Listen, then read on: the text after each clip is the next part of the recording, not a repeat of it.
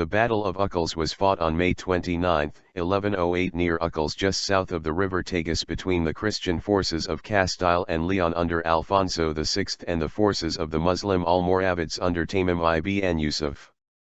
The battle was a disaster for the Christians, and many of the high nobility of León, including 7 counts, died in the fray or were beheaded afterwards, while the heir-apparent, Sancho Alfónsez, was murdered by villagers while trying to flee. Despite this, the Almoravids could not capitalize on their success in the open field by taking Toledo. The Arabic sources for the battle are an official letter from Tamim and the narrative history Nazm al-Yuman. The Christian sources nearest in time are the Crónica Najerense, connected to Nájera, and the Historia Compostelana, written from the perspective of the Church of Santiago de Compostela.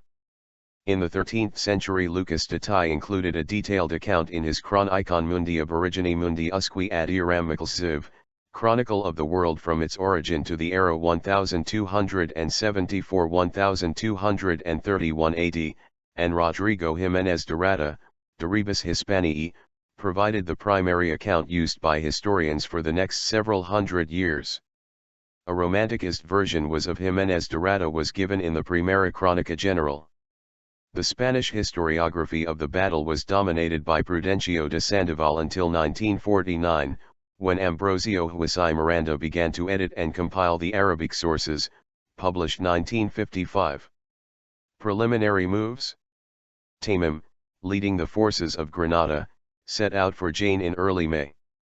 There he met the forces of Córdoba and they continued together to Chinchilla, where they were joined by the forces of Murcia and Valencia under Muhammad ibn Isa and Abdallah ibn Fatima, their respective governors.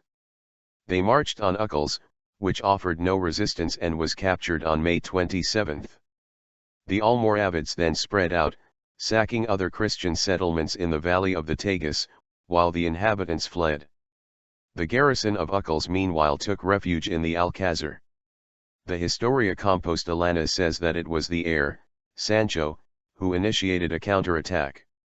This is plausible in light of the fact he had already been granted the rule of Toledo by his father, who was in the north of the kingdom at the time of the Almoravid offensive. Sancho had probably moved south with a sizable army in April in preparation for a summer of campaigning. His army included 8 León's counts and Castilian magnates, Los Ochos Condes of legend, who, with their heavy cavalry retinues, probably counted for 1/5 of the total heavy cavalry resources of the crown. Including Sancho's personal guard, the number of Christian troops was probably about 400 knights and an equal number of squires and grooms, about 1,200 men total. A contingent of townsmen from Calatanazor, Alcala, and Toledo, led by their alcaldes, numbering probably 750, mostly infantry but some light cavalry, joined the main force before the battle.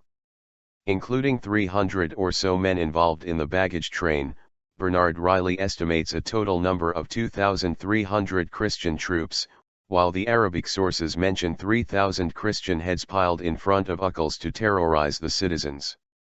It has been suggested that the Muslims' forces would have had to be far superior in numbers in order to execute the successful enveloping tactic they did. Battle joined. The Christians arrived near Uclés and set up camp on May 28. Tamim assembled his force with the Cordobans under Muhammad ibn Abi rank in front, his own Granadans behind them, the Valencians and Murcians made up the flanks. Battle was joined the next day with a Christian cavalry charge. Though initially successful against the Cordobans, the charging Christians were quickly surrounded while engaging the Granadans and the main force retreated to their camp. The Murcians and Valencians meanwhile attacked the baggage.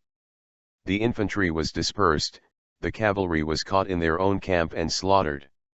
Sancho, his horse killed and with a small force of 7 of his own men, escaped and fled towards Belancon, but was killed by his Muslim subjects, who took advantage of the battle to revolt.